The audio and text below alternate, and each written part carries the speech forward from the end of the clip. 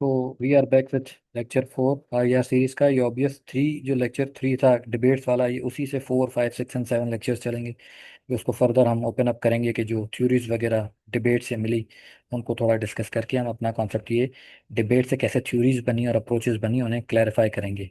Theories इस वजह से भी इम्पोर्टेंट है कि इंटरनेशनल रिलेशंस जो भी आपके करंट अफेयर्स के टॉपिक्स होते हैं, उनको करंट अफेयर से आईआर इसी थ्योरी की अप्रोच के ऊपर, इन्हीं थ्योरी के एप्लीकेशन के ऊपर अपनी जस्टिफिकेशन देता है।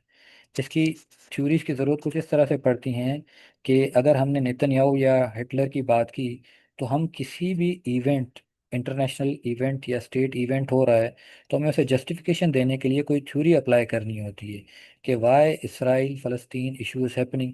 तो हम करंट अफेयर्स में तो सिंपल इशू को बताएंगे कि why the issue is happening, but अगर आईआर के अंदर ये सवाल आता है तो we would be applying some theory. This theoretical lens से हम उस इशू को देखेंगे, फिर हम बताएंगे कि जी इसराइल की जो पॉलिसीज, जिस भी थ्योरी से हम देखना चाहें, अगर इसराइल की थ्योरी में हम क्लासिकल रियलिज्म लगाएंगे तो we would be talking about जी नेतन्याहू का बिहेवियर सेल्फिश है और इस तरीके से है, राइट। सो इस तरीके से थ्योरी की एप्लीकेशन या थ्योरेटिकल लेंस लगाना आईआर में लाजमी होता है। इस वजह से ये डिबेट से थ्योरीज आई और इस तरीके से सब्जेक्ट चलता है। सो अगर आईआर के अंदर थ्योरी एप्लीकेशन ना हो तो वो फिर करंट अफेयर्स बन जाता है। सबसे पहले बात करेंगे इस रियलिज्म की कि ये रियलिज्म की जो थ्योरी आई वो क्या कहती है। हमने रियलिज्म पढ़ी, एक फर्स्ट ग्रेड डिबेट से आती है और एक थर्ड ग्रेड डिबेट से आती है। फर्स्ट ग्रेड डिबेट वाली इंडिविजुअल के कंडक्ट की बात करती है, एंड थर्ड ग्रेड डिबेट वाली जो है आपके स्ट्रक्चर की बात करती है। क्लासिकल रियलिज्म जो है आपकी वो कहती है कि individual is egoist, selfish, immoral और कॉम्पिटिटिव नेचर को ये चीज़ें प्रमोट करती हैं। ठीक। न्यू रियलिज्म आपके स्ट्रक्चर की बात करती है कि भी दुनिया के अंदर जो स्ट्रक्चर है दैट इज एनार्किक स्ट्रक्चर। कोई ग्लोबल लीडर नहीं है, कोई इंटरनेशनल लीडर नहीं है, कोई इंटरनेशनल सॉवरेन नहीं है। States are sovereign but international sovereign कोई नहीं है। तो स्टेट्स के बीच में ट्रस्ट नहीं है। हर कोई जो है वो अपने सेल्फ इंटरेस्ट को प्रमोट करता है। और कुछ स्टेट की कैपेबिलिटीज ज़्यादा हैं, कुछ की कैपेबिलिटीज कम है, कुछ पावर में ज़्यादा है, कुछ इकोनॉमी में ज़्यादा है। तो ये अनइक्वल कैपेबिलिटीज जो हैं, ये कॉन्फ्लिक्ट को, कंपटीशन को प्रमोट करती हैं सोसाइटी के अंदर। तो रियलिज्म क्लासिकल हो या स्ट्रक्चरल हो, वो इन्हीं ईगोइज्म की बात करता है या अनइक्वल कैपेबिलिटीज या कॉम्पिटिटिव नेचर की बात करता है। इन सिंपल अगर बात की जाए रियलिज्म की, तो रियलिज्म, अगर क्लासिकल रियलिज्म की बात करेंगे तो that would be talking about individual first grade debate और ह्यूमन की इगोइस्टिक नेचर की बात करता है, राइट। अगर नियो की बात करेंगे तो वो स्टेट, स्ट्रक्चरल इंटरनेशनल अनार्की की बात करेगा, एंड थर्ड ग्रेड डिबेट से ये चीज़ ड्राइव की गई है। रियलिज्म का सेंट्रल थॉट क्या है कि जी politics is actually the struggle for the pursuit of power. सारी पावर की गेम है। हर स्टेट अपने नेशनल इंटरेस्ट को अटेंड करने के लिए पावर मैक्सिमाइजेशन करती है। क्यों करती है कि कहते हैं भाई जो सिस्टम है उसके अंदर सिर्फ फिट बंदा रह सकता है, सर्वाइवल ऑफ द फिटेस्ट। इस सर्वाइवल ऑफ द फिटेस्ट के लिए पावर की ज़रूरत है। इसी नीड ऑफ पावर से वो अपने नेशनल इंटरेस्ट को प्रिजर्व या सेफ सिक्योर कर सकता है। तो this is what realism says. फिर कुछ प्रिंसिपल्स की बात की जाए तो क्लासिकल रियलिज्म आपको, ये हंस जे मॉर्गेंथो की बुक है पॉलिटिक्स अमंग नेशन, इसमें से ड्राइव किए गए हैं प्रिंसिपल कि क्लासिकल रियलिज्म आपके पावर की बात करता है, सेल्फ प्रिजर्वेशन की बात करता है कि जी behaviour, lack of moral behaviour, और वॉर्स की हिस्ट्री रही है तो इस वजह से इंटरनेशनल लॉ हमने देखा है वॉर्स के दरमियान फेल हो गया है। ग्लोब में कोई इंटरनेशनल एब्सेंस है, कोई इन्फोर्सिंग अथॉरिटी की। तो ये चीज़ें कंपेल करती हैं पावर मैक्सिमाइजेशन को, सेल्फ प्रिजर्वेशन को, सेल्फ इंटरेस्ट को प्रिजर्व करने के लिए भाई वॉर के दरमियान पावर की ज़रूरत पड़ती है।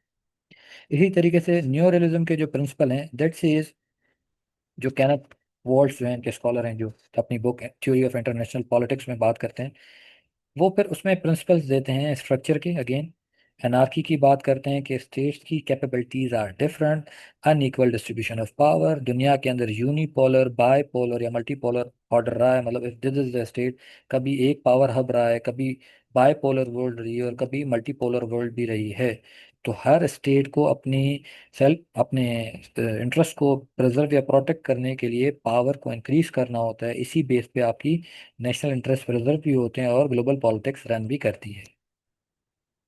पर आपकी रियलिज्म जो है दैट गिव्स अस 3S, ये 3S जो है आपकी रियलिज्म प्रमोट करती है कि भाई स्टेट जो है वही प्राइमरी एक्टर्स हैं, वही यूनिटरी एक्टर है और वही रैशनल एक्टर है, मतलब state would determine what to do, right.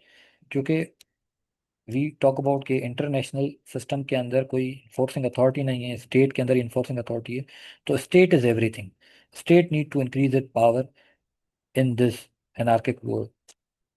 फिर वो कहता है कि सर्वाइवल लाजमी है, और सर्वाइवल किसका होता है कि जो फिटेस्ट होता है। The stronger do what he wants to do and the weak suffer what he must, के इस सिस्टम के अंदर सिर्फ माइट इज़ राइट, या जिसकी लाठी उसकी भैंस सर्वाइव कर सकता है, क्योंकि सिस्टम एनार्की में है, कोई ग्लोबल लीडर नहीं है। तो इसी चीज़ के लिए हमें सेल्फ हेल्प की ज़रूरत है। दुनिया के अंदर ट्रस्ट किसी पे नहीं कर सकते, खुद पे खुद रिलाय करना है और पावर मैक्सिमाइजेशन करनी है, पावर बढ़ाना है। तो these are 3 S of realism. Power increase करने के दो तरीके हैं, इस तरीके से कि if this is state A and this is state B, right, both have unequal capabilities. अगर B is increasing its power, तो वो अपना पावर इंक्रीज कर रहा है। सो ऑब्वियस ए का पावर तो ऑलरेडी कम है, लेकिन बी पावर अपना इंक्रीज कर रहा है, तो that would be called offensive realism. इसका मतलब है कि वो इससे ऑफेंसिव हो रहा है, पावर मैक्सिमाइज कर रहा है। बट अगर A is increasing its power B को देख के, तो वो अपने डिफेंस में पावर इंक्रीज कर रहा है, राइट। सो वो अपनी सिक्योरिटी को मैक्सिमाइज कर रहा है। So this would call offensive realism, power maximisation करना। और अगर वो डिफेंस में कर रहा है, तो that would be called security maximisation. These are again aspects of realism.